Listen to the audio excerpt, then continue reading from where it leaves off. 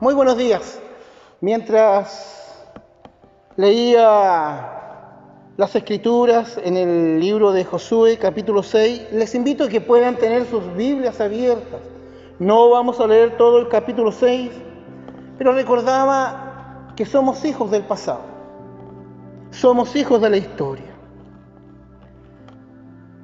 Y Josué capítulo 6 nos habla acerca de la caída de Jericó.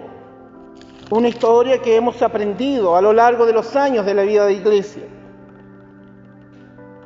En esta mañana quiero hacerle reflexionar a usted, a mí mismo, sobre la responsabilidad que tenemos como creyentes de no olvidar el pasado. Olvidar el pasado implica también algunos peligros. Quiero leer solamente el verso 26 y 27 de Josué capítulo 6. En esa ocasión Josué pronunció la siguiente maldición: que la maldición del Señor caiga sobre cualquiera que intente reconstruir la ciudad de Jericó. A costa de su hijo mayor pondrá sus cimientos, a costa de su hijo menor pondrá sus puertas. Así que el Señor estaba con Josué, y la fama de Josué se extendió por todo el territorio. Esta experiencia está enmarcada en el ingreso del pueblo de Israel después de sus 40 años en el desierto a la tierra prometida. Su primer gran desafío fue la gran ciudad de Jericó. Una ciudad que fue conquistada no con la fuerza humana, no con la estrategia humana, sino de acuerdo al modelo que Dios había establecido en la mente y en el corazón de Josué. Dios le dijo a Josué de esta manera: haré que las murallas de Jericó caigan. Qué interesante que Josué, siendo un estratega, siguió 100% en obediencia la dirección de Dios. Cuando Jericó es destruida, pareciera que fuera de todo contexto, esta expresión, esta maldición de Josué, sale de toda esta experiencia de victoria. En esta mañana vamos a reflexionar en eso. La reconstrucción de Jericó en el siglo VIII antes de Cristo fue el símbolo de la decadencia de la nación de Israel cuando comenzaron la construcción de sus torres y muros. La voz de Dios fue el elemento que abrió la brecha del Jericó conquistada por Josué. Dios guió a Josué a la victoria en aquel entonces, 400 años antes de que se volviera a reconstruir Jericó. Josué entonces juró al tomar la ciudad, comillas: maldita sea quien reconstruya esta ciudad. Y esta declaración de Josué se argumentaba no que en Jericó no haya sido una ciudad estratégica. En verdad, Jericó era una ciudad muy estratégica.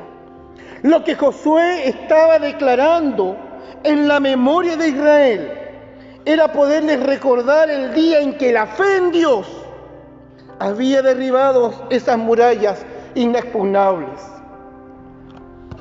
La ciudad en el suelo era el fiel recuerdo de la misericordia y de la gracia de Dios, y que cuando obedecemos los planes que Dios nos habla para llevar a cabo, Dios hará proezas. 400 años después, en el periodo del rey Acab, la fe de Israel era superficial y la nación estaba perdiendo su vigencia. Su independencia política estaba amenazada desde adentro y desde afuera. Interiormente se le veía como castigo a sus tantas infidelidades con Dios. Así como algunos ven esta pandemia como un castigo a las infidelidades de un pueblo cristiano superficial, que ha perdido su capacidad de ser sal y de ser luz en medio de la humanidad, pero también a una humanidad que se ha vuelto totalmente ajena a los propósitos de Dios. Desde afuera los enemigos la estaban amenazando, enemigos como la temible Asiria y las coaliciones sirias, edomitas, filisteas. El profeta Isaías se presenta y aconseja al rey. Lean Isaías capítulo 7 del verso 10 al 24. Isaías le dice que el único camino salvador para la nación no son las alianzas políticas ni diplomáticas, sino una alianza de fe en Dios, el Dios de la alianza y el Dios de las promesas. Es interesante que la reconstrucción de Jericó bajo el reinado del rey Acab permitió que Hiel de Betel reconstruyera Jericó.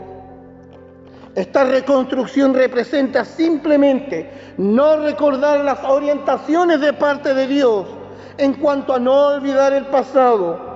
Primera de Reyes 16 del 29 al 34.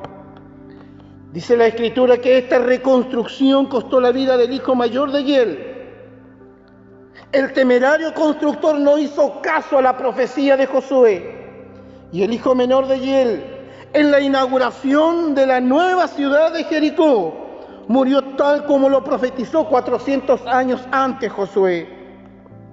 Lo que hizo Hiel bajo el reinado de Acab es la representación de una reconstrucción a la decadencia de una nación donde la presencia de Dios había sido olvidada.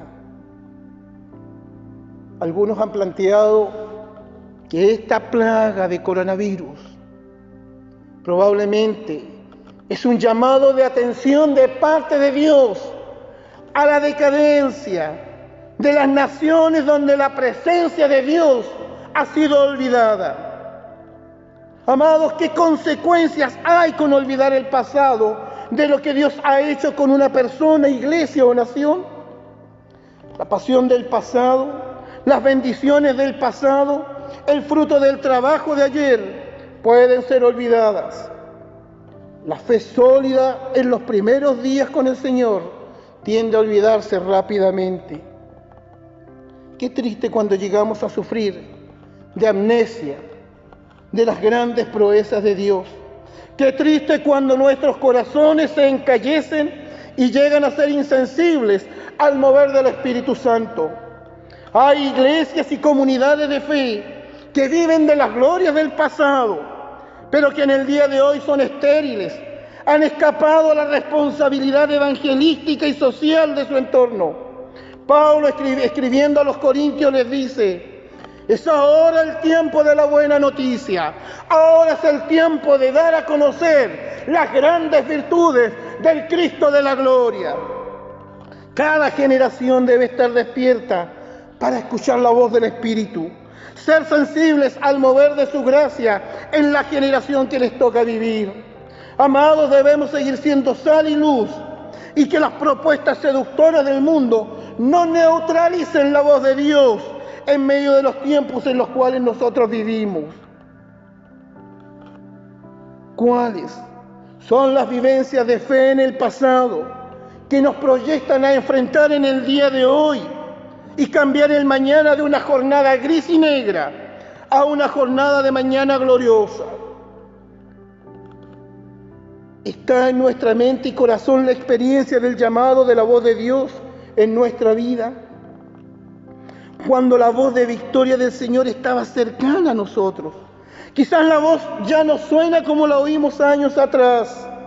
Probablemente la voz del Señor se ha vuelto cenizas.